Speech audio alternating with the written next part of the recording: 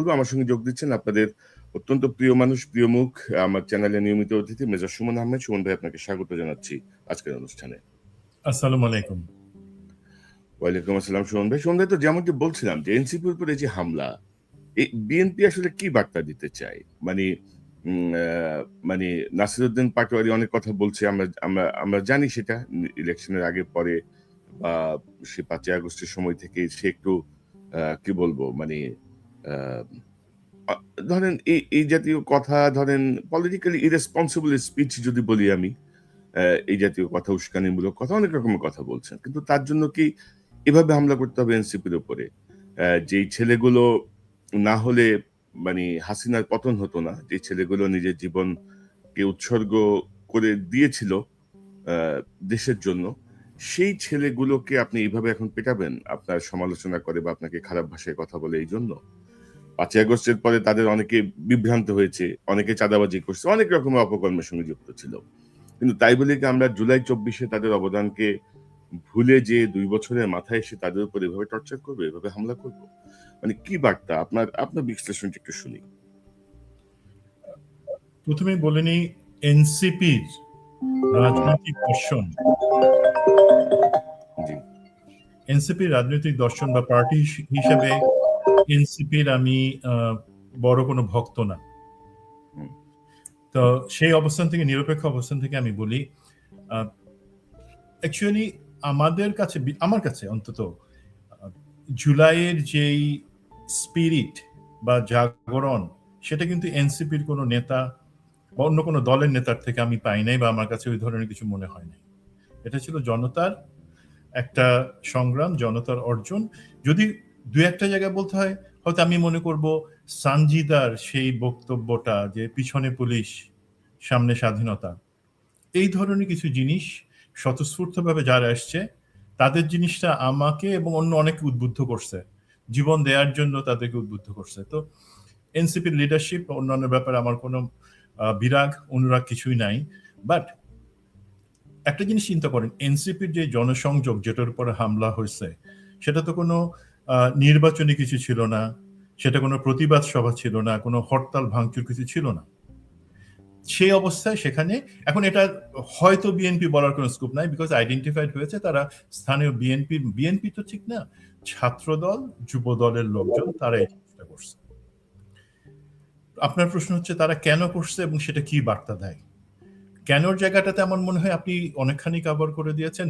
মূল টার্গেট ছিল নাসিরউদ্দিন পাটোয়ারি, তাকে যদি আপনি একটা পার্সোনা হিসেবে ডিফাইন করেন, যে বিএনপির একটা অংশ, যারা বিএনপির মূল ধারা বা মূল স্পিরিটটাকে বিয়ার করে না স্থানীয় পর্যায়ের, তাদের কাছে এই নাসিরউদ্দিন পাটোয়ারি বা আমাদের শহীদ হাদি, তারা যেইভাবে কথা বলে বা যেই কথাগুলো বলে, সেগুলো তারা পছন্দ করে না। তারা মনে করে এস্টাবলিশমেন্টের উপরে বা পার্টি হিসেবে বিএনপির উপরে সেটা একটা আঘাত।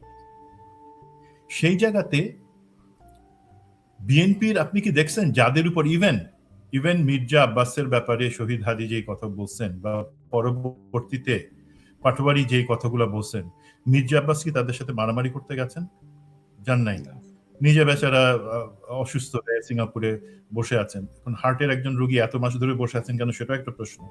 তো বিএনপির কোন নেতা বা শীর্ষ পর্যায়ে কেউ কিন্তু এই জায়গাটাতে আমার মনে হয় না তারেক রহমানের গাইডেন্সের বাইরে গিয়ে প্রতিশোধ বা প্রতিহিংসার জায়গায় যাচ্ছেন। এটা হচ্ছে কিছু লোক যারা এই সমস্ত কাজ করে মনে করতেছে তারা নজরে আসবে পার্টির হাইকমান্ডের। তারা বলবে না, পাটোয়ারিরে পিটাই দিছি, সার্জিসে পিটাই দিছি। আর বার্তা যেটা তারা দিতে চাচ্ছে, ওই লোকজন, আমি বিএনপির কথা বলছি না, যারা এই কাজটা করতেছে, তারা বার্তা দিতে চাচ্ছে যে এনসিপি তোমাদেরকে আমরা মাঠে দাঁড়াইতে দিব না। বিএনপি এতদিন পরে, 17 বছর পরে ক্ষমতায় আসছে। আমরা ছাত্রদল, আমরা ধান খেতে ছিলাম, আমরা পাট খেতে ছিলাম, আমরা গর্তে ছিলাম, তোমরা গুপ্ত হয়েছিলা, বাট এখন আমাদের সময়, আমরা এখন সামনে আসবো এবং রাজপথ আমাদের, সরকার আমাদের, এই বার্তাটা দিতে চাইতেছে।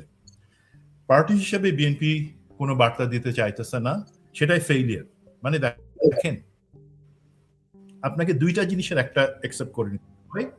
বিএনপির টপ লিডারশিপ থেকে শুরু করে এই গ্রাসরুটের যারা এই কাজটা করতেছে, এটা একটা অর্কেস্ট্রেটেড বা সমন্বিতভাবে এনসিপি এবং শিবিরের উপরে এই জিনিসগুলো হচ্ছে, অথবা ফ্লিপ সাইড অফ দ্য কয়েনে যদি আমি যাই, সেটা হচ্ছে না, বিএনপির শীর্ষ নেতৃত্ব কোনোভাবে এই জিনিসটা চায় না, বিকজ তারা এখন রিকনসিলিয়েশন এবং একটা নতুন বাংলাদেশ গড়বার জায়গায়, ফ্যাসিজম পরবর্তী জায়গায় সবাইকে নিয়ে কাজ করতে যাচ্ছে, সবাইকে স্পেস দিতে চাচ্ছে, তারা চাচ্ছে না, বাট স্থানীয় পর্যায়ে এরা সেই তার উল্টা কাজটা করতেছে। তো প্রথমটা যদি হয় সেটাও খারাপ, দ্বিতীয় যদি হয় সেটা তো আরো খারাপ, যে তার মানে বিএনপির অ্যাকচুয়ালি কেন্দ্রীয় পর্যায়ের নেতাদের মাঠ পর্যায়ের নেতৃত্ব বা ছাত্র দল, যুব দল, তাদের উপরে বিন্দুমাত্র কোনো কন্ট্রোল নাই, গাইডেন্স নাই, এবং কোন জিনিসটা করা যাবে না সেটার যে এক্সাম্পল সেট করে বলা। আমরা দেখছি এই সরকার নির্বাচনের আগে এবং বিএনপি এইবার সরকার গঠনের পর পরেই 15 দিনের মধ্যে বেশ কিছু জায়গায় কিছু পিউনিটিভ অ্যাকশন নেওয়া হয়েছিল। যারা এই ধরনের ফাইজলামি ইতরামি করছে তাদেরকে দল থেকে বহিষ্কার বা অন্যান্য শৃঙ্খলার ব্যবস্থা নেওয়া হয়েছে, বাট সেটা কিন্তু বন্ধ হয়েছে অনেকদিন। তো সেই সুযোগটা নিয়ে যে মেসেজটা পাচ্ছে না, পরিষ্কার মেসেজটা পাচ্ছে না, সেই কারণে বিএনপি কোনো মেসেজ দিতে ফেল করতেছে, রাদার মেসেজটা দিতেছে গ্রাসরুটের এরা, যে রাজপথ বা মাঠ, ছাত্রদল, যুবদল এবং বিএনপির মাঠ পর্যায়ে এরাই ধরে রাখবে, এখানে অন্য কারো জায়গা নাই। এবং জি সুমন ভাই, আমি যদি আপনাকে বলি যে ধরেন বিএনপির শীর্ষ পর্যায়ের ইঙ্গিত ছাড়া বা শীর্ষ পর্যায়ের অনুমোদন ছাড়া এরকম একটা ঘটনা ঘটেছে, এটা আমি মনে করি না। এবং আমি যদি আপনাকে দেখাই যে মানে নির্বিচারে ধরেন যে মাইক্রোবাস গুলো ভাড়া নিয়ে যাওয়া হয়েছে, সেই মাইক্রোবাসের ড্রাইভারদেরকে পেটানো হয়েছে। আপনি যদি দেখেন এই যে এত অশ্লীল গালাগালি সেখানে হচ্ছিল, যেভাবে মারতেছিল, যারা পিটাচ্ছিল, তারা ধরেন এই যে ছাত্র দলের মানে অনুষ্ঠানের কি বলে গেঞ্জি পরে, লোগো লাগানো গেঞ্জি পরে তারা ইয়ে করতেছে, মানে অর্থাৎ একটা একটা একটা বেহাল অবস্থা। এবং ধরেন আপনি যদি দেখেন সেখানে কোনো আইন শৃঙ্খলা রক্ষাকারী বাহিনীর কোনো ভূমিকা কিন্তু আমরা দেখি নাই আর কি। এই যে একটা দীর্ঘ সময় ধরে তাদেরকে এভাবে পেটানো হলো, রাস্তা ব্লক করে মারা হলো, বা এনসিপি যে এরকম একটা কর্মসূচিতে গেল, সেটার একটা নিরাপত্তার ব্যবস্থা তো আছে, তাই না? এখন ধরেন এনসিপি কে আপনি যাই বলেন, এনসিপি তো ভাই বিরোধী দলের অংশ, তাই না? বিরোধী দলের অংশ। নাহিদ ইসলাম বিরোধী দলের হুইপ।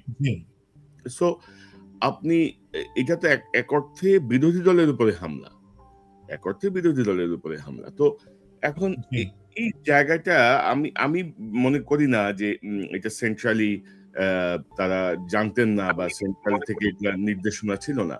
এবং আমি যদি আপনাকে একটা একটা মানে পাল্টাপাল্টি, ধরেন হাসিনা আমলের মতো পাল্টাপাল্টি শুরু হয়েছে। আমি একটু পরে দেখাচ্ছি আপনাকে, একটা সেকেন্ড।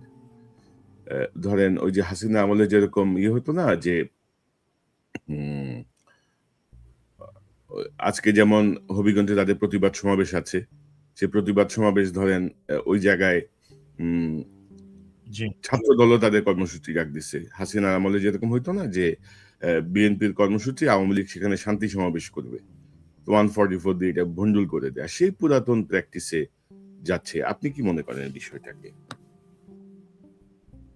জি, আমি আপনার ওপিনিয়নটা আপনার, বাট আমার এখন পর্যন্ত I will hold my opinion যে এটাতে সেন্ট্রাল। এখন আপনি যদি বিএনপির কেন্দ্রীয় নেতৃবৃন্দ বলতে বুঝান লন্ডন থেকে যেই পাখিগুলা উড়ে এসে মধু খাওয়ার জন্য বসছে, তারা এখন বিএনপির নীতি নির্ধারণ করছে এবং বিএনপিকে আসলে তারা চালাচ্ছে, সেটাই যদি বিএনপির সেন্ট্রাল পলিটিক্যাল ফিগার হয়, আপনি ঠিক। আর আমি যদি বলি যে বিএনপি যে রাজনৈতিক ঐতিহ্য প্রায় 50 বছর ধরে বিয়ার করছে, সেখানে যারা কেন্দ্রীয় নেতৃবৃন্দ থাকার কথা, আমি এখনো মনে করি তারা এইটার সাথে কোনোভাবে ইনভলভ না।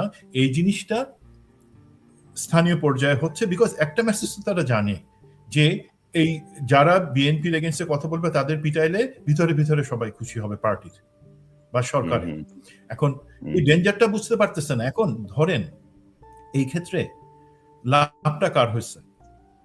বিএনপির হয় নাই, এনসিপির হয় নাই, শিবিরের হয় নাই, ক্ষতিটা কার হয়েছে? সবার ক্ষতি হয়েছে। যেমন আপনি ধরেন বিএনপির যে ইমেজটা, যে তাদের নেতৃবৃন্দ বা তারা পলিটিক্যালি একটা অর্গানাইজ দল না, যেখানে তাদের অনুশাসন নাই, সেন্ট্রালের অর্ডার লোকাল লেভেলে মানে না, সেটার একটা এক্সাম্পল জাতির কাছে তারা জানালেন। সব থেকে বড় জিনিস হচ্ছে এনসিপির তেমন হলো, এনসিপি একটা নিজেকে দুর্বল দল হিসাবে দেশের লোকজনের কাছে প্রেজেন্টেড হলো। শিবিরের উপরও তো ট্রল বা অন্যান্য কিছু আক্রমণ চলতেছে, সেই জায়গা থেকে তারাও এখন পর্যন্ত তারা হচ্ছে হাতে চুরি পরা দল, এই ধরনের কথা বলাও শুরু করছে কিছু কিছু লোকজন। এখন সুমন ভাই ধরেন দুর্বল দল বলে এখন কি এনসিপি, শিবির, জামাত সবাইকে লাঠিসোঁটা নিয়ে নামবে সরকারের 5 মাসের মাথায়? ভাই এই জায়গাটাতে আমি আসতেছি, সেটা হচ্ছে ধরেন আপনি কি চাচ্ছেন তাহলে যে আপনি ছাত্র দলকে ছাত্রলীগ বানাবেন বা ওই ধরনের একটা জিনিস বানাবেন যে মাঠে কাউকে জায়গা দিবে না, সবাই দুর্বল হয়ে থাকবে, আপনি দেখাবেন যে আপনারা কত সবল? ভাই যেই ডিএনএ ছাত্রলীগের, সেই ডিএনএ ছাত্রদল কোনোদিন পায় না এবং পাবে না। ছাত্রলীগ যে পরিমাণে নৃশংস কাজ করছে এবং যে পরিমাণে নির্মম ভাবে লোকজনকে পিটাইছে, সেটা ছাত্রদল কোনোদিন হইতে পারবে না এবং অ্যাকচুয়ালি হওয়ার মতো তাদের শক্তি নাই। আজকে যদি, আমি কোনো উস্কানির কথা বলতেছি না, আজকে যদি দেয়ালে পিঠ থেকে যায় এই এনসিপি এবং শিবির, তারা এক হলে পরে ছাত্রদল কি অ্যাকচুয়ালি রাস্তায় দাঁড়াতে পারবে না। সেটা আমরা 36শে জুলাইয়ে দেখছি, পুরা জুলাই ধরে দেখছি, 24শে পারবে না। এটাই বুঝতে হবে এই সব ছেলে পেলে যারা এই সমস্ত আকাম করতেছে। আরেকটা জিনিস যেটা হচ্ছে, এই এনসিপি বা আপনি বলেন শিবির, যারা এখন নির্যাতনের জায়গায় আছে, ছাত্রলীগ যেই তাদের সময় যেটা করছে সেটা হচ্ছে তাদের ফোকাস, ছাত্রলীগের একটা ছেলে সে পিটাইতে বললে 10 জনকে খুন করে ফেলতো।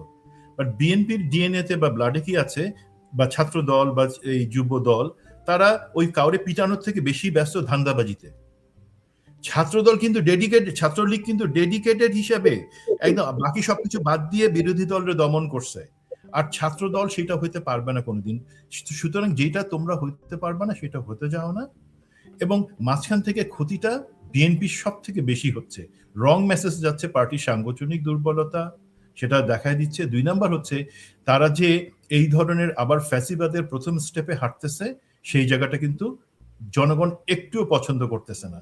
জনগণ সে বিএনপির সাপোর্ট করুক কি না করুক, সে যখন এই ফ্যাসিজমের পদধ্বনিটা দেখতে পাবে, তখন কিন্তু জনগণ 17 বছর অপেক্ষা করবে না, 17 দিনও হয়তো দরকার হবে। ভাই 17 বছরে আওয়ামী লীগের বিপক্ষে রাজপথে এই ছাত্র দলের কয়টা ভূমিকা আমরা দেখছি? এখন ক্ষমতায় আসছে, ভাবতেছে যে ওই পুলিশ আছে, আমরা আছি ক্ষমতায়, আমরা এখন বিশাল শক্তিশালী। যুগ পাল্টাই গেছে। আপনি যে পাটোয়ারির কথা বলতেছিলেন, পাটোয়ারি অবশ্যই তার ভাষার স্বাধীনতার অভাব আছে, বাট এটা আমাদেরকে একই সাথে স্বীকার করতে হবে, জুলাই আমাদেরকে নতুন ভাষা শিখাইছে, আন্দোলনের রাজনীতির নতুন ভাষা। অবশ্যই আমি আশা করবো স্বাধীনতা থাকবে, বাট এই নতুন ভাষাটা অ্যাকসেপ্ট করে নিতে। বাট এই পুলিশ দিয়ে কি হবে বলেন তো ভাই? পুলিশ যদি থাকেও, আমরা দেখছি না জুলাইতে পুলিশ থাকলে কেউ কি বাঁচতে পারছে এখানে? আর যদি এতই তোমাদের হ্যাডম থাকে, এতই তোমরা করিতকর্মা হও, তাহলে ভাই যখন বেগম জিয়াকে মইনুল রোডের বাসা থেকে বের করে দেওয়া হইলো, অথবা 10 ট্রাক এই বালুর ট্রাক নিয়ে ওনাকে রাজনৈতিক কর্মসূচি করতে দেওয়া হলো না, তখন তোমাদের এত শক্তি কোথায় ছিল? তোমরা এই ফালতু লাফায় না, আমরা জানি তোমাদের শক্তি কতটুকু, জোর কতটুকু। তোমাকে জনগণের কাছে অপ্রিয় হয় না।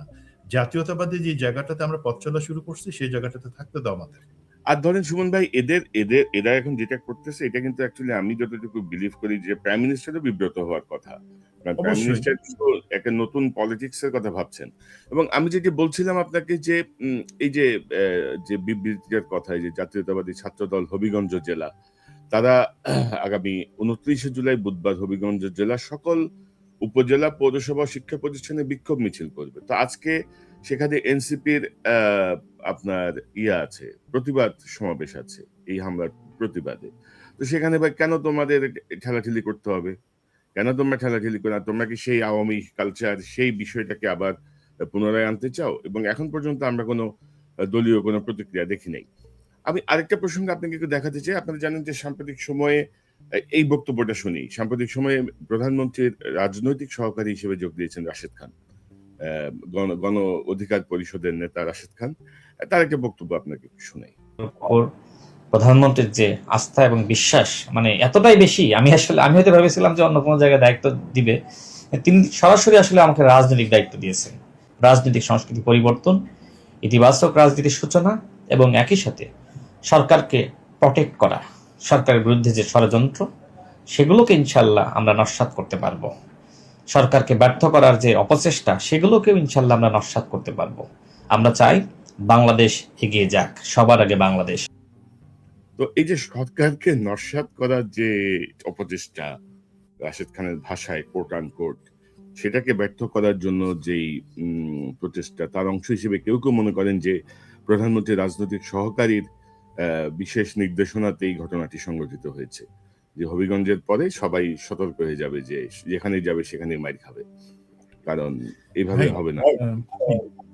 আমার কাছে কিন্তু অ্যাকচুয়ালি অডিও টেপ আছে, যেটা আমি বিব্রত হবে অনেক পক্ষে, সেই জন্য এই যে ভিপি নূর মার খাইছিল না আমাদের অন্তর্বর্তী সরকারের সময়, এক সময় এই পুরা জিনিসটার পিছনে কলকাঠি কে নাচছিল জানেন? এই রাশেদ খান। এখন সেই রাশেদ খান, এবং এ কিন্তু কলকাঠি নাড়ায় হচ্ছে, আপনি কথাটা নিয়ে আসছেন ভালো হয়েছে, এ কিন্তু, এবং সে তারপরে আবার কার কার সাথে তখন গোয়েন্দা বাহিনীর কার কার সাথে টেলিফোনে কথা বলছে, নির্দেশনা নিচ্ছে এবং মাফ চাইছে যে জিনিসটাতে অতিরিক্ত ফালতু কথা বলে ফেলার জন্য, সেগুলোর অডিও আছে ভাই। সেই জিনিসগুলো এখন রাশেদ খান যদি মনে করে সে এই ধরনের কুকাম করে বেড়াবে, আমরা তখন বাধ্য হয়ে সেই জিনিসগুলো জায়গা মতো পৌঁছে পাবলিকলি আনবো না ভাই। এতটা রুচির দুর্ভিক্ষ হয় নাই, বাট আমি এই জিনিসটা সম্পূর্ণ দায়িত্ব নিয়ে বলতেছি যে সেটার অডিও আছে। এখন রাশেদ খান একটা জায়গায় কনফিউজ ছিল, আমি তাকে একটু হেল্প করি বুঝার জন্য। সে বলছে যে সে অ্যাকচুয়ালি বুঝে নাই যে তাকে এত বড় দায়িত্ব দেওয়া হবে অন্য কোথাও ভাই ভ্যাকেন্সি নাই। মিউনিসিপ্যাল কর্পোরেশনের যেই গরুর টানার গাড়িগুলো ছিল সেগুলো অবসোলেট। মিউনিসিপ্যাল কর্পোরেশনের এখন এই বলদ দরকার নাই ময়লার গাড়ি টানার জন্য, সুতরাং ভ্যাকেন্সি ইজ ক্লোজড। একটা ভ্যাকেন্সি ছিল রাজনৈতিক সচিব, সেখানে তাকে বসিয়ে দেওয়া হয়েছে। That's my point. সচিব না, রাজনৈতিক সহকারী। এবং আমার ধারণা হচ্ছে তারেক প্রধানমন্ত্রীর রেফারেন্স দিয়ে বলছে, কিন্তু আমার ধারণা হচ্ছে তাকে খাওয়ানো হয়েছে আর কি। ওই যে আছে না গ্রাম দেশে। ভাই আপনার কি মনে হয় যে এই যে ধরেন বিভিন্ন জায়গায় আমরা বিভিন্ন নিয়োগ দেখতে পাইছি, আমি মন্ত্রীদের কথা পরে আসতেছি, বিভিন্ন পদে সরকারি সংস্থা বা এই ধরনের লাভজনক জায়গাগুলোতে বসানো হচ্ছে যারা ধান্দাবাজি করার সুযোগ পায়। প্রধানমন্ত্রী জানেন এই জিনিসগুলা? তাকে এই যে বলি না যে লন্ডনী পাখি, এবং এখানে যারা সুবিধাবাদী বলেন, আজকে সংসদে স্পেসিফিক আমরা 4 জনের কথা জানি যারা বিএনপির আছেন, এর মধ্যে বিএনপি তাকে পরে নমিনেশন দিছে। এই 4 জন ছাড়া জুলাই আন্দোলনে অংশ নিছেন, অথবা জুলাই আন্দোলনে তাদের পরিবারের কেউ আহত মানে শহীদ হয়েছেন, অথবা আহত হয়েছেন, চোখ হারাইছেন, পা হারাইছেন, নির্যাতনের ভিতরে গিয়ে পুলিশের তাদের পা থেতলাই দিছে। এই ধরনের কয়জন আছে? নাই। বিএনপিতে আপনি খুঁজে পাবেন না ভাই। এখন এই সংসদে যে এখানে রিপ্রেজেন্ট করতেছে জুলাই পরবর্তী আমাদের একটা সংসদ, সেখানে আমরা কি পাইলাম ভাই? আমরা একজন চলে গেছে, আরেকজনকে পেলাম। সরি, আমরা চাইছিলাম রাষ্ট্রের পরিবর্তন, আমরা চাইছিলাম সিস্টেমের পরিবর্তন, আমরা চাইছিলাম যেখানে এস্টাবলিশমেন্টটা দায়বদ্ধ থাকবে জনগণের কাছে, রাষ্ট্র ব্যবস্থাটা এইভাবে নতুন করে হবে। তার বদলে আমরা নতুন অ্যাকসেপ্ট পাইলাম যারা অন্য জনগণের বা জুলাই বিপ্লবের প্রতিনিধিত্ব করেন না। সিম্পল জিনিস। সেই জায়গায় রাশেদ খান এবং তার মতো লোকজনই তো এখন রাজনৈতিক সহকারী হবে এবং একটা গাড়িতে চড়ে ঘুরে বেড়াবে, তারপর এনসিপি এবং শিবির দমন করার জন্য তারা বিভিন্ন ঘুট চাল চালবে। না, এটার পিছনে রাশেদ খানের ভূমিকার ব্যাপারটা আমাকে বেশ কয়েকটা গুরুত্বপূর্ণ চ্যানেল থেকে বলছে যে প্রধানমন্ত্রী দেখাতে হবে ওর জায়গায় নির্দেশনা দিয়েছে। তো এখন ধরেন যে যেটা আমি বলছিলাম যে ধরেন ওই গ্রাম দেশে হয় না, ওই যে মানে বিয়ের সময় ছেলের ত্রুটি বা মেয়ের ত্রুটি এগুলো নানাভাবে ঢেকে রাখা হয়, গোপন রাখা হয়। কলমাটা হয়ে গেলে তো এখন আর কি করা, বিয়ে তো হয়ে গেছে। তো রাশেদ খান জাতীয় লোকজনদেরকে আসলে খাওয়াই দেওয়া হয়, মানে বিভিন্ন গ্রুপ ইন্টারেস্টে এগুলো মানে পাঞ্চ করে দিয়ে দেওয়া হয়, এবং তাদের সাথে অসহায় নিয়োগ হয়ে গেছে। এখন তো উনি বাদ দিলেও ওনার একটা মনে করবে যে কেন বাদ দিব, বা আছেন এরকম বিষয়গুলো। তো যাই হোক, এখন দেখা যাক কি হয়। বাট এভাবে হইলে মানে বাংলাদেশকে আর কোনোভাবেই এই হাসিনার আমলের বাংলাদেশে ফিরে যেতে দেয়া হবে না। এই ব্যাপারে যদি কেউ যদি মনে করেন যে আমি পেশি শক্তি প্রদর্শন করব, এই নাসিরুদ্দিন পাটোয়ারি গালাগালি করে, খারাপ কথা বলে, এইজন্য তাকে রাস্তায় ধরে পিটাইতে হবে এই দলকে, ভাই এটা হইতে পারে না আরকি। আপনি যদি এবার সাম্প্রতিক সময়ে ভারতে যেই মোদি বিরোধী যেই বিক্ষোভটা হলো, শিক্ষামন্ত্রী পদত্যাগের দাবি, তারপরে জেএনজিতে ভাষা দেখেন আপনি, একটা সভ্য ভাষা পাইছেন কোথাও আপনি? এটা হচ্ছে এখন ওয়ার্ল্ড ওয়াইড ট্রেন্ড, তাই না? জি। এই ট্রেন্ডটাই এমন হয়ে গেছে। মানে এভাবেই বলে। তো ওকে ফাইন, আমরা আমাদের দেশের কালচারে এগুলো পছন্দ করি না, বা ওকে ফাইন, এটা ভিন্ন জিনিস। এইটাকে নাসিরুদ্দিন পাটোয়ারিকে নিয়ে কেউ নাচানাচি করতেছে না, এত হুল্লোড় করতেছে না। কিন্তু তাই বলে আপনি রাস্তায় ধরে পিটাবেন, এভাবে নির্মমভাবে হামলা করবেন ভাই, হাসিনা আমলের মতো? পাটোয়ারি সেটা রাজনীতির মাঠে বলে, রেটরিক আছে, ওর মুখ থেকে রেটরিক। আপনি নিশ্চয়ই পাটোয়ারির সাথে আপনি কথা বলছেন। আপনার অথবা যদি বলার সুযোগ হয় যে কেউ, সে আপনার সাথে যখন কথা বলবে ভাই, ভাইয়া, এছাড়া এবং প্রচন্ড ভদ্রভাবে সে আপনার কাছে পেশ আসবে। সে আপনার সাথে এখন ধরেন এই জায়গায় সিলেকশন যেটা বললেন, বিএনপি যদি সত্যি সত্যি চাইতো যে তাদের ভালোর জন্য কিছু লোক, আমি বলি বিএনপি মিডিয়াটা এই সমস্ত জায়গায় কিন্তু একদম, হ্যাঁ, এমনিতে তো খারাপ করতেছে, বিভিন্ন জায়গায় গর্তে পড়তেছে, মিডিয়া দিয়ে যদি বা সোশ্যাল মিডিয়া দিয়ে যদি জিনিসটা ম্যানেজ করতে চাইতো, তারা কিন্তু কি করতো, এই প্রিসিলা নিউ ইয়র্কে থাকে, ওকে কিন্তু ওকে একটা অ্যাডভাইজার হিসেবে রাখতে পারতো, যে আমাদেরকে বড় কি ম্যাচিউরডলি সে হিউমার গুলা করে এবং সাজেশন গুলা দেয়, সেই ধরনের একজন লোক কি পুরা বিএনপিতে আছে? নাই। সো আমার মনে হয় এই জায়গাগুলোতে বিএনপি চরম ভুল করে যাচ্ছে। হিউমার বা উইট বোঝার মতো কতজন আছে, এটা নিয়ে আমার যথেষ্ট সন্দেহ আছে আর কি। আর ধরেন মানে মিডিয়া তো ধরেন ফ্যাসিস্ট মিডিয়া আরো শক্তিশালী হচ্ছে, আরো নতুন নতুন মানে ফ্যাসিস্ট মালিকদেরকে নতুন নতুন মিডিয়ার অনুমোদন দেয়া হচ্ছে। তো মানে একটা অদ্ভুত একটা অবস্থা। আমার মাঝে মাঝে মনে হচ্ছে প্রধানমন্ত্রী আসলে মানে কিছু ব্যক্তির দ্বারা বৃত্তবন্দী হয়ে পড়েছেন।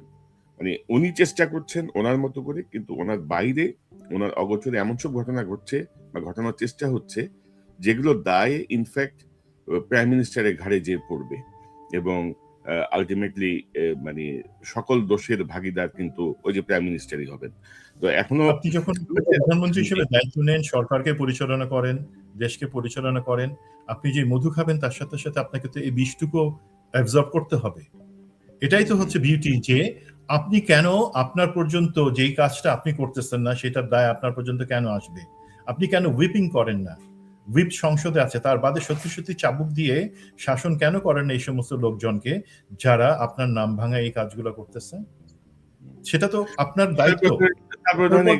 এটা তো কোনো ট্র্যাজেডি না যে আপনার উপর চলে আসতেছে। এটা আপনারই নিশ্চিত করবার কথা যে আপনার উপর এই দায়িত্ব, এই অভিযোগগুলা সাথে আপনাকে জড়ানো যাতে না হয়, যেটা আপনি করেন নাই, সেটা আপনারই দায়িত্ব। এবং সুমন ভাই ধরেন ওনার সরকারের কিছু মন্ত্রী আওয়ামী লীগের পালার চেষ্টা করতেছে, আওয়ামী লীগের পালতেছে ভিতরে ভিতরে। এই যে হবিগঞ্জের জিকে ঘোষ, তার অনেক ব্যাপার আছে, কিন্তু সে যেভাবে আওয়ামী লীগকে আপনার প্রমোট করছে, আওয়ামী লীগকে ব্যাক অফ করছে আফটার 5th অগাস্ট, তো এরকম বহু লোক আছে কিন্তু। এবং ধরেন যে মানে আমি আসলে খুব মানে অবাক হই এই বিষয়গুলো যে, এবং আপনি যদি দেখেন যে সাম্প্রতিক সময় আরেকটা অদ্ভুত সিদ্ধান্ত নিয়েছে যে 18 জন মন্ত্রীর পুলিশ প্রোটেকশন প্রত্যাহার করে নিছে। আরে ভাই, বাংলাদেশ কি এখনো সেই পর্যায়ে গেছে যে আপনি আওয়ামী লীগের যে সিচুয়েশন বা সার্বিক যে আইন শৃঙ্খলা পরিস্থিতি, আপনি 18 জন মন্ত্রীর পুলিশ প্রোটেকশন কেন প্রত্যাহার করলেন? কি ঘোড়ার ডিমের খরচ এটাতে, আমি তো বুঝলাম না, তাই না? এবং ধরেন ঢাকা শহরে যে জ্যাম, একজন মন্ত্রী বা একজন এই উপদেষ্টা, তারা যতটুকু মিটিং অ্যাটেন্ড করতে হয়, যত জায়গায় যেতে হয়, আপনি তো ভাই এই প্রোটেকশন এই সাপোর্টটা না পাইলে তো আপনি প্রপারলি কাজ করতে পারবেন না। ভাই, আমি আপনাকে এই জায়গায় একটু ভিতরে জিনিস বলি, ইফ ইউ অ্যালাউ। সেটা হচ্ছে খরচের যে জিনিসটা আছে সেটা বলা হয়েছে, এবং প্রধানমন্ত্রী তারেক রহমান নিজেই যেহেতু একটা এক্সাম্পল সেট করতে চাচ্ছেন যে উনি কৃচ্ছতা সাধনের জায়গায় আমাদের অ্যাকচুয়ালি ইকোনমিটা যাতে নোজ ডাইভ না করে। আরেকটা জিনিস কিন্তু হচ্ছে যে পুলিশের স্বল্পতা, যে এমনিতেও তো অনেকগুলাই পালাই গেছে, যেগুলা আবার অনেকে কাজ যোগ দেয় নাই। তো সেই ধরনের একটা সমস্যা ছিল। এখন এখানে দুইটা জিনিসেরই আমি উত্তর দিয়ে দিচ্ছি। এক নাম্বার হচ্ছে খরচ আপনি কতটুকু কমাবেন। খরচ যদি কমাইতে হয় সত্যি সত্যি আপনি কেন বলেন না যে বাংলাদেশে যে সমস্ত ব্যবসায়ী বা যারা অথবা আমলা যারা তাদের ছেলে মেয়েকে 4 থেকে 5 কোটি টাকা খরচ করে বিদেশে পড়াচ্ছেন, তাদেরকে এক্সট্রা সেই পরিমাণ টাকা আবার ট্যাক্স হিসাবে জনগণের তহবিলে জমা দিতে হবে।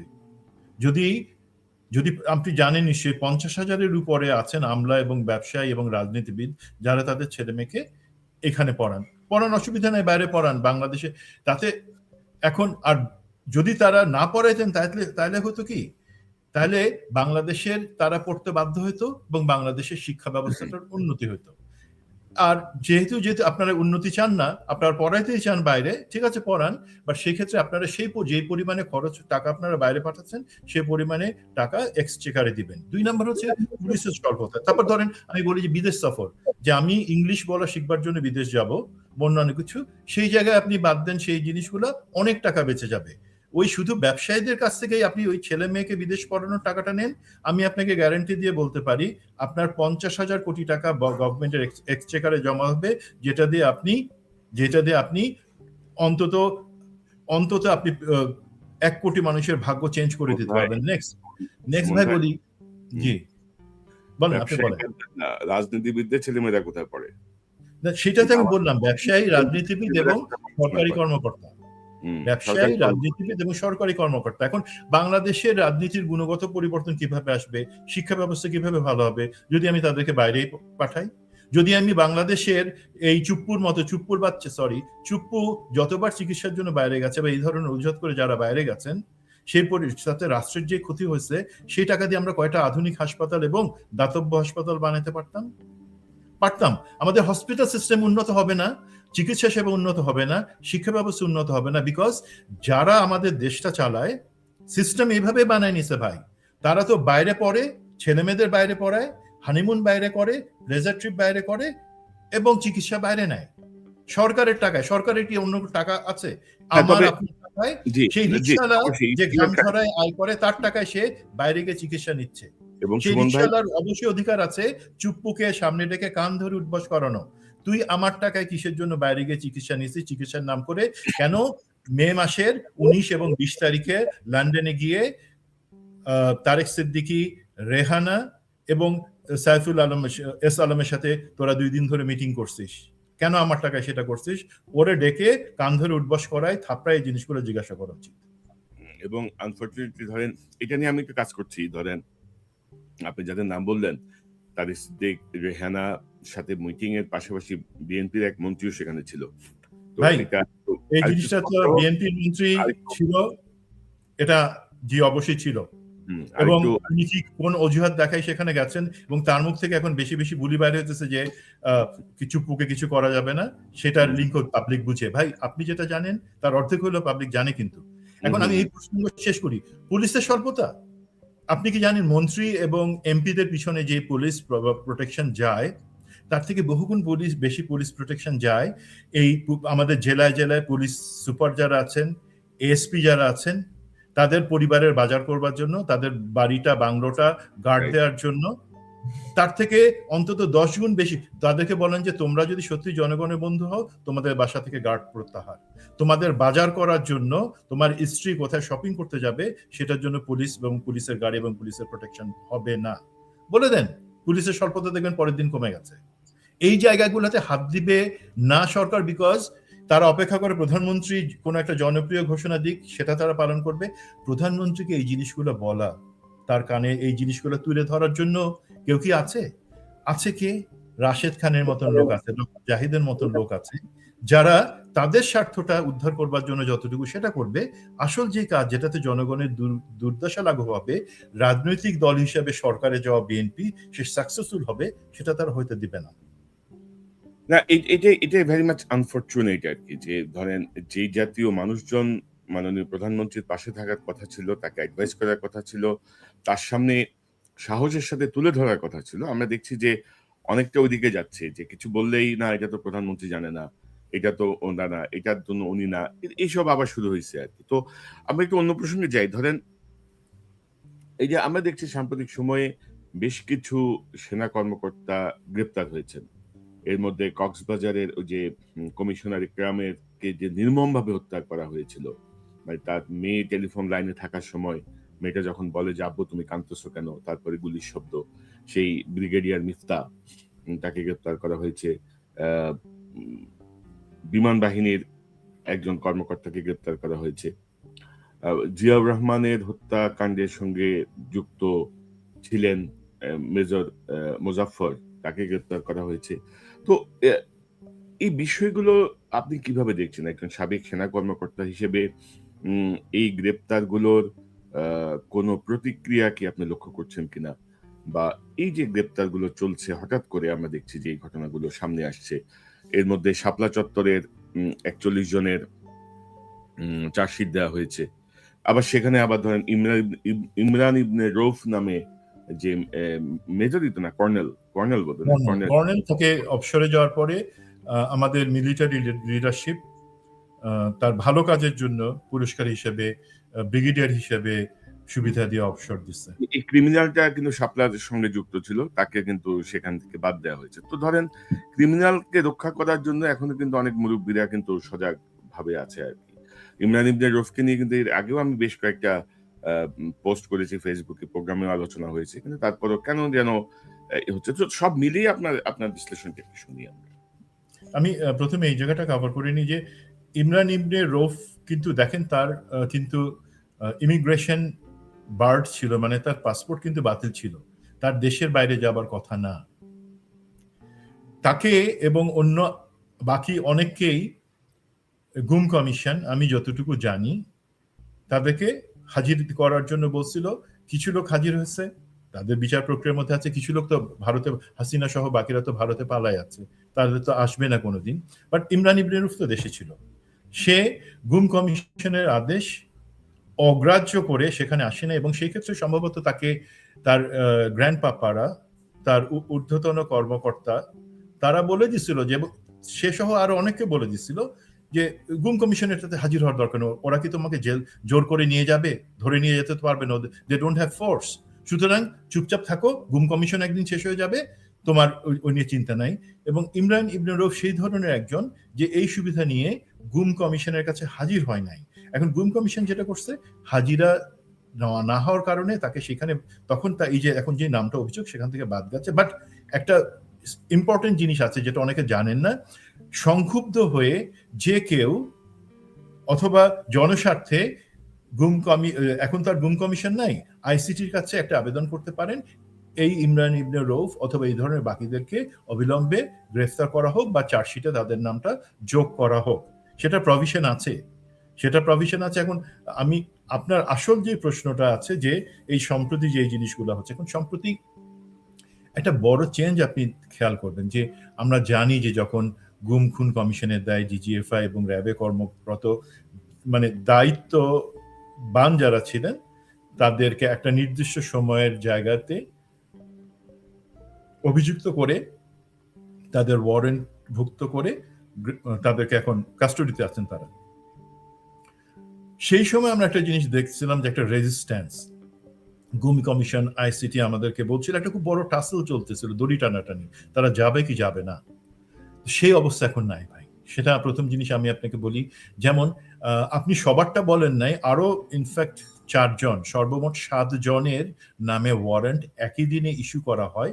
এখানে ওই মেজর মুজাফফর, শহীদ প্রেসিডেন্ট জিয়াউর রহমান হত্যার ব্যাপারে সংশ্লিষ্ট যার, সেই জিনিসটা আমি একটু আলাদা করে আমাকে বলার সুযোগ দিবেন।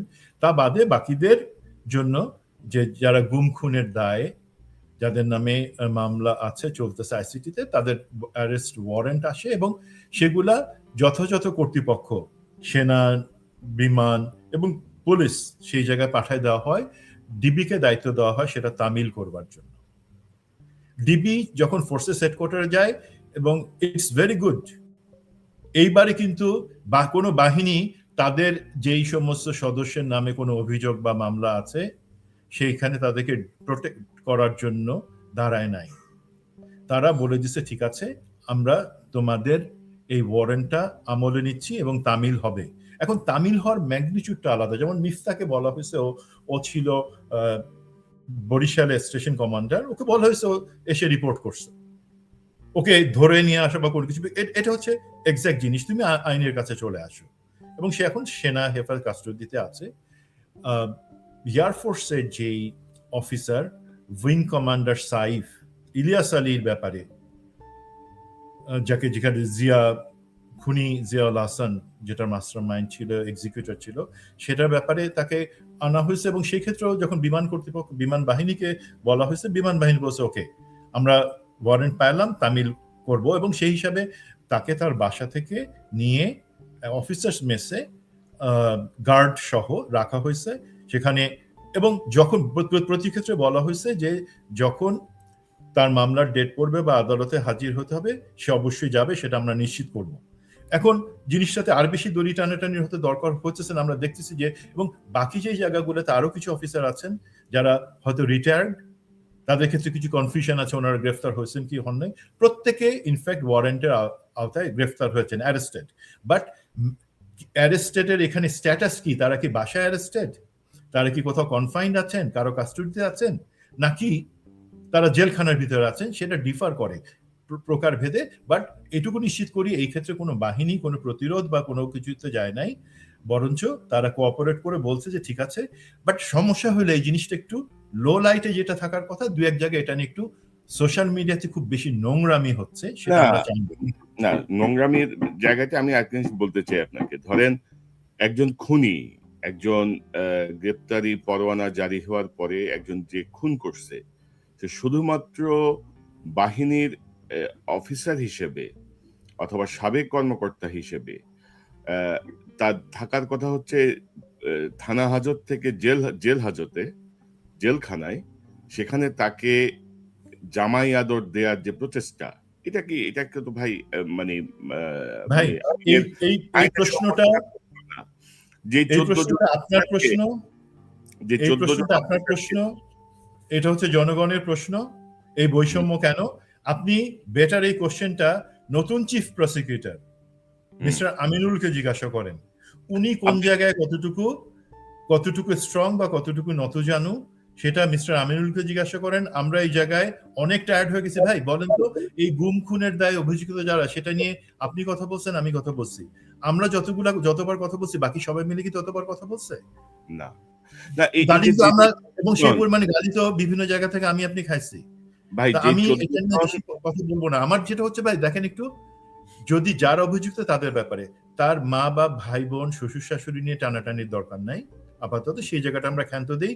যে অপরাধী তার ব্যাপারে, বা যে অভিযুক্ত, অপরাধী না তো অভিযুক্ত, সেই জায়গাটাতে অবশ্যই বৈষম্যহীন ভাবে আইনের প্রয়োগ হইতে হবে। ইউ আর ভেরি রাইট, বৈষম্যহীন ভাবে আইনের প্রয়োগ, এবং সেটা আমি বিশ্বাস করি সেটা হবে ইনশাল্লাহ। আরে ভাই, আপনি একটা খুনের পরমাভুক্ত আসামিরে আপনি কোমরে রশি লাগাই, হ্যান্ডকাপ লাগাই আপনি পিকআপে করে আনবেন। আপনি এখানে জামাই আদরে বলতেছেন ভাই তুমি এখানে রিপোর্ট করো, তুমি লগে দিয়ে রাখতাম। হয়তো দেখেন সে ফোন ইউজ করতেছে, হয়তো দেখেন তার মানে আর্মি মেস থেকে ভালো খাবার যাচ্ছে, বিমান বাহিনীর মেস থেকে ভালো খাবার যাচ্ছে।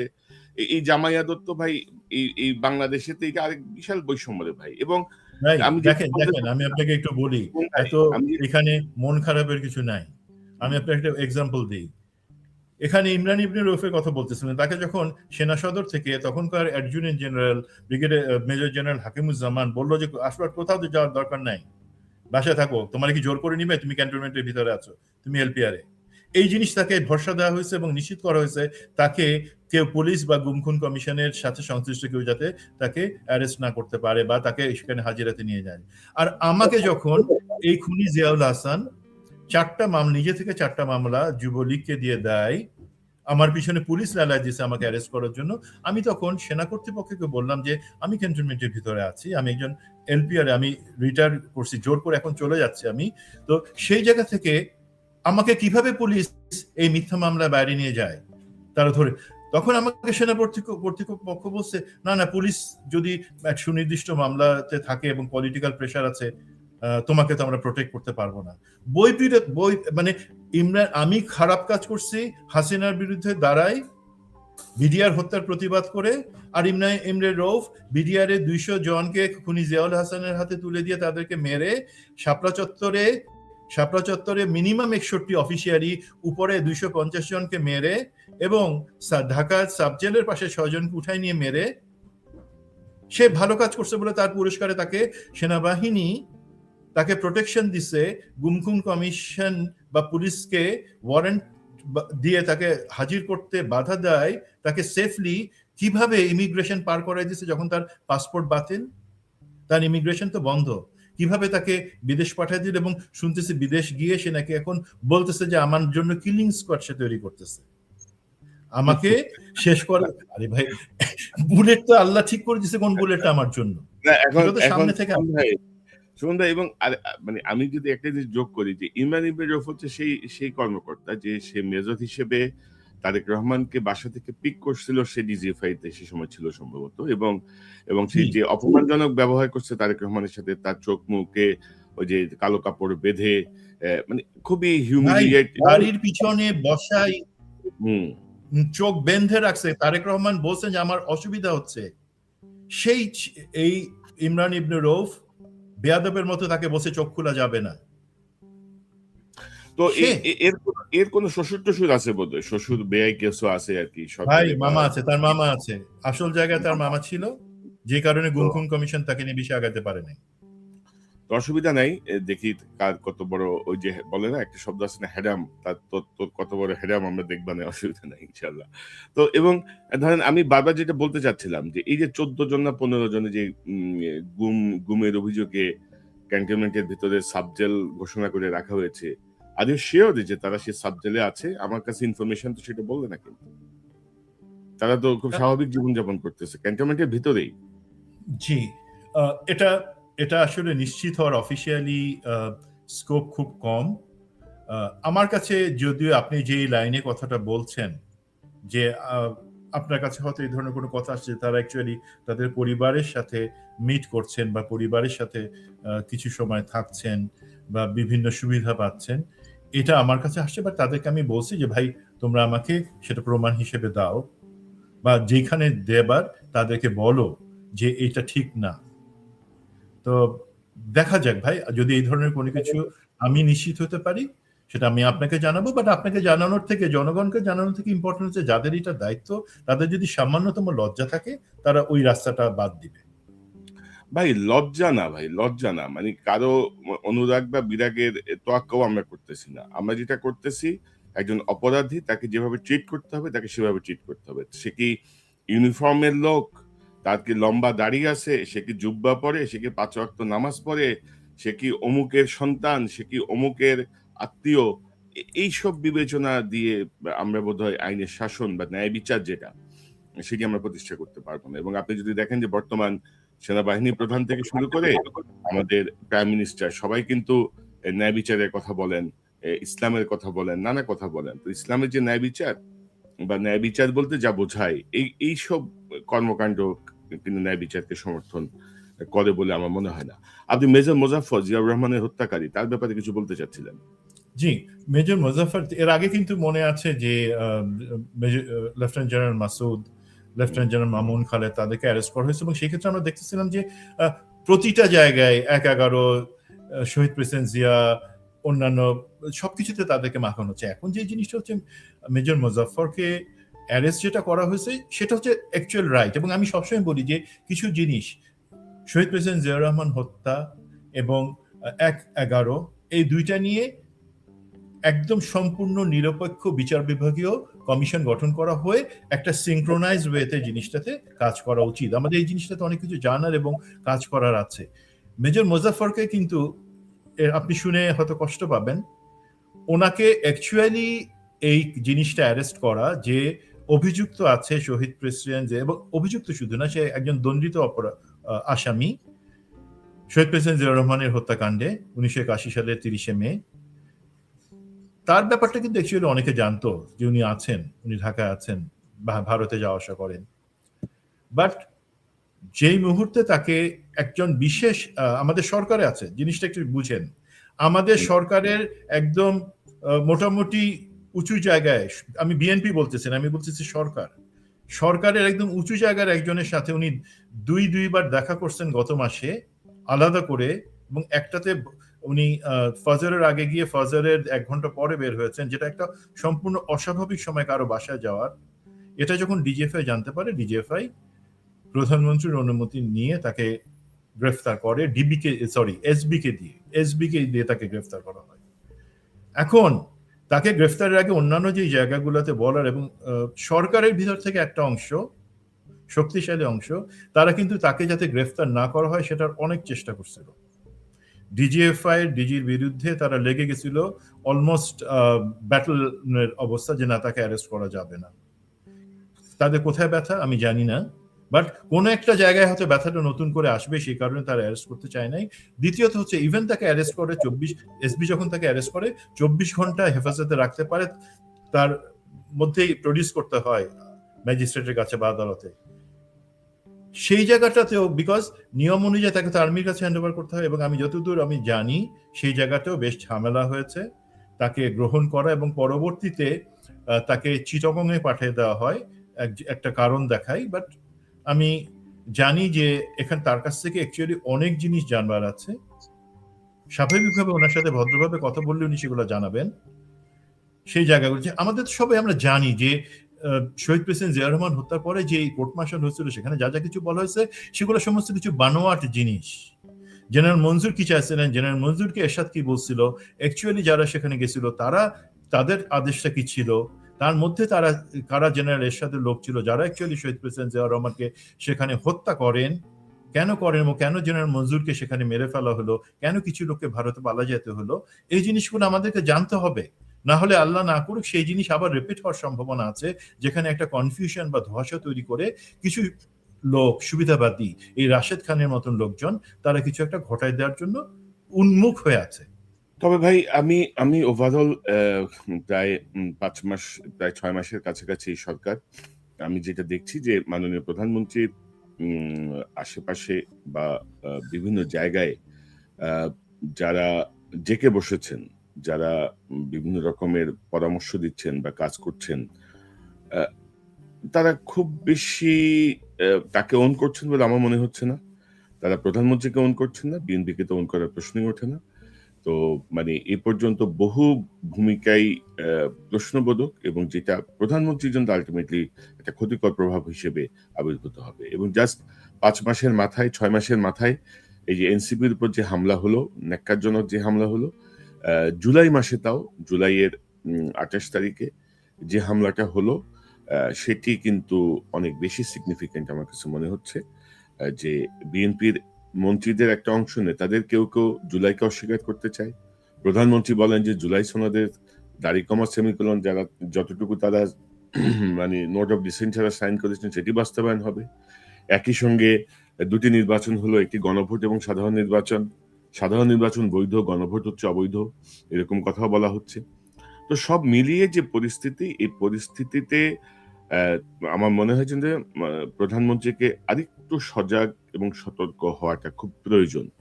মানে আপনি যদি বন্ধু কে শত্রুকে এটি যদি আইডেন্টিফাই করতে না পারেন, বা মুনাফেক যদি আপনি আইডেন্টিফাই করতে না পারেন, you will be in trouble.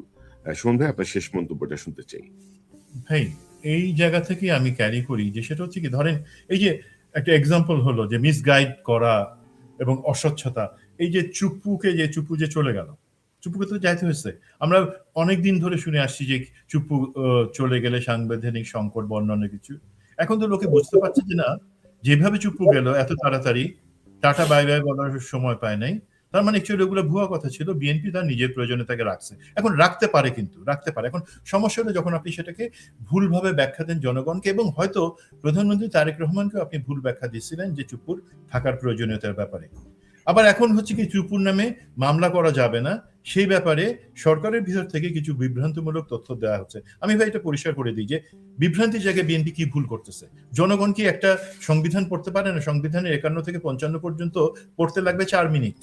সেখানে পরিষ্কারভাবে বলা আছে, প্রথম 1 মিনিটেই বলা আছে যে রাষ্ট্রপতি থাকাকালীন অবস্থায় তার যেই কৃতকর্ম সেটার জন্য তাকে তার নামে মামলা করা যাবে না, যদি বাট তার পূর্ববর্তী এবং পরবর্তী সময়ের জন্য মামলা করে, যদি সে পদত্যাগ করে অথবা তার মেয়াদ শেষ হয়ে যায়, দুই ক্ষেত্রেই তার পূর্বকালীন, রাষ্ট্রপতি থাকার পূর্বকালীন অথবা পরবর্তীকালীন সময় যে কোনো কিছুর জন্য মামলা করা যাবে, পরিষ্কারভাবে লেখা আছে।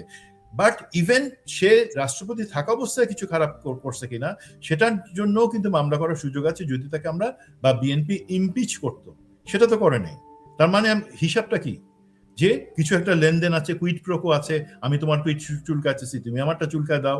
একটা দেখেন এই সমস্ত জায়গায় একটা কথা চালু হয়ে যাচ্ছে কিন্তু আস্তে আস্তে, যে এই যে বিভ্রান্তি স্মরণ হচ্ছে চুপ্পুর নামে কিছু করা যাবে না, সেটা হচ্ছে অ্যাকচুয়ালি তার যেই কিছু আছে অ্যাসেট বা অন্যান্য কিছু, সেটার ম্যানেজমেন্টে কিছু ব্যক্তিগতভাবে কিছু লোক লাভবান হতে চায়, সেই জন্য তার সাথে একটা বন্দোবস্তে আসতেছে। তাই তাকে আপনি ছেড়ে দেন, আমার কোনো অসুবিধা নাই, বিচার করবেন না, কোনো অসুবিধা নাই। বাট তার আগে আপনাকে নিশ্চিত করতে হবে, সরকার হিসাবে বিএনপিকে নিশ্চিত করতে হবে, এই যে 3 লাখ কোটি টাকা আমাদের জনগণের, আপনার আমার টাকা, সে যে আওয়ামী লীগকে এবং তারা মিলে দেশের বাইরে আমাদের টাকা মেরে গেল, সেই টাকা যদি ফেরত আনেন অথবা সেই টাকাটার একটা বন্দোবস্ত করতে পারেন, আমাদের ফেরত দেন সেই টাকা, দেন চুপ করে বাইরে পাঠিয়ে দেন, আমার কোনো আপত্তি নাই। কিন্তু আমি ক্ষতিগ্রস্ত হব আর আপনারা নিজেদের আখের গোছাবেন, লন্ডনে গিয়ে মিটিং করবেন চুপ্পুর সাথে একই সাথে মিলে, we can't accept that one. এটা হচ্ছে জিনিস। এবং আশা করি এবং সুমন ভাই, ধরেন স্বরাষ্ট্রমন্ত্রী বলছেন চুপ্পুর বিরুদ্ধে কোনো ইয়ে করা যাবে না, সংবিধানের দোহাই দিচ্ছেন তিনি, যদিও এটি তার জুরিসডিকশনের মধ্যে পড়ে না। চুপ্পুর বিরুদ্ধে মামলা হবে কি হবে না এটি স্বরাষ্ট্র মন্ত্রণালয়ের কোনো বিষয় না। আইনমন্ত্রী আবার বলছেন যে তারা খতিয়ে দেখছেন ইত্যাদি ইত্যাদি, অর্থাৎ দুই মন্ত্রী দুই রকমের বক্তব্য দিচ্ছেন। তো স্বরাষ্ট্রমন্ত্রীর ভূমিকাটা একটু অতি উৎসাহী ভূমিকা, এবং মানে একবারে মানে আমার তো ভাই এটা বলার কোনো ইয়েই নাই। ঠাকুর ঘরে গিয়ে আমি কলা খাই না কিছু জিনিস আমরা দেখতে পাচ্ছি ভাই। এখন কিছু জায়গায় আমি তো বললাম ভাই, ওনার নামে ওনার কৃতকর্মের জন্য যে অবস্থা উনি তো পদত্যাগ করছেন, ইমপিচ তো করা যায় নাই। আগে কি করছেন, কিভাবে আমাদের টাকা মেরে খাচ্ছেন, ইসলামী ব্যাংক ধ্বংস করছেন, ইসলামী ব্যাংক থেকে টাকা নিছেন, সেটার নামে মামলা করা যাবে ভবিষ্যতে কিছু করলে, সেটা হচ্ছে এখানে ফুল স্টপ। এর বাদে সংবিধান পরিষ্কারভাবে, এখানে কোনো কনফিউশন নাই। এখন সংবিধান আপনি 4 মিনিটে বুঝবেন ওই 4 পাতা, নাকি 4 বছর বা 40 বছর লেগে যাবে আপনার বুঝতে, বা ইচ্ছা করে বুঝবেন না? ভাই হুসেন মোহাম্মদ এরশাদ 9 বছর রাষ্ট্রপতি ছিল না ভাই? উনি যেহেতু সামরিক বাহিনী ছিলেন, উনি তাহলে কি লোকে বলবে উনি যেহেতু সামরিক উর্দি পড়ার লোক ছিলেন, সামরিক বাহিনীর লোক ছিলেন, সেই কারণে ওনাকে তখন সংবিধানে ওনাকে গ্রেফতার করা গেছে। আর এখন যেহেতু চুপ্পু সে কোন একটা লেনদেনে আসছে, সেহেতু তাকে ভাই শুনেন, আমি একটা জিনিস বলি আজকে, জেনারেল ওয়াকার ওনার সমস্ত কিছু যে ব্যাপারে অভিযোগ আছে, সমস্ত কিছু অ্যাকচুয়ালি আমি ভুলে যাইতে চাই এবং ভুলে যাব। ওনার এই 36শে জুলাইয়ের সময় জনগণের স্যাক্রিফাইস এবং যেই বিপ্লব, সেটার প্রতি শ্রদ্ধা জানায় উনি যে কাজটা করছেন সেটার জন্য, এবং পরবর্তীতে 1.5 বছর আইন শৃঙ্খলা পরিস্থিতি রক্ষায় উনি সরকারকে যতটুকু সহায়তা করছেন, সেজন্য আমি কিন্তু জেনারেল ওয়াকারের বাকি অন্য সবকিছু ভুলে যেতে চাই। বাট একটা জিনিস ভুলবো না, যেই লোকজনকে ওনারা ক্যান্টনমেন্টে রাখছিলেন, যে বদমাশ গুলাকে আশ্রয় দিছিলেন, তাদেরকে 3 দিন ধরে রাখার পরেও, যেখানে জানেন উনি, তার মধ্যে মুনিরুল আছে, যে আমার ভাই মেজর জাহিদকে 29টা বুলেট বুকের মধ্যে দিয়ে হত্যা করছে, যেই মখা আলমগীর এবং যেই স্বরাষ্ট্রমন্ত্রী কামাল, যারা বছরের পর বছর জঙ্গিবাদের নাম করে হাজার হাজার ছেলে মেয়েকে হত্যা করছে, তাদের সেটা তো আমরা এগুলো সবাই জানতো কে এই কাজ করছে। মনিরুল যে মেজর জাহিদকে হত্যা করছে সেটা তারা জানতো, জানার পরে আপনারা যে ছেড়ে দিলেন, সেই অভিযোগ আমি কখন আপনাদের উপর থেকে নিব না। তেমনি ভাবে বিএনপি যদি আজকে মনে করে কোন একটা বন্দোবস্তের কারণে তারা চুপ্পুকে ছেড়ে দিবে, চুপ্পুর জানেন বোধহয় 2 দিনের মধ্যে চুপ্পুর ফ্লাইট, যে চলে যাবে, কিন্তু সে ও পালাবে, তার মধ্যে তাকে যদি মামলা দিয়ে গ্রেফতার না করেন, আমি এই জায়গাতে আপনাদের জিন্দিগিতে ক্ষমা করব না। আমি জাতীয়তাবাদ, শহীদ জিয়া, বেগম জিয়া, উনি মা, সেই জিনিসটা আমার অন্তরে। বাট আপনারা সেটা ভাঙায় ক্ষমতায় বসে এখন লুটের টাকা ভাগ বাটোয়ারা করবেন, সরি, সেই জায়গায় আমি আই ক্যানট সাপোর্ট ইউ।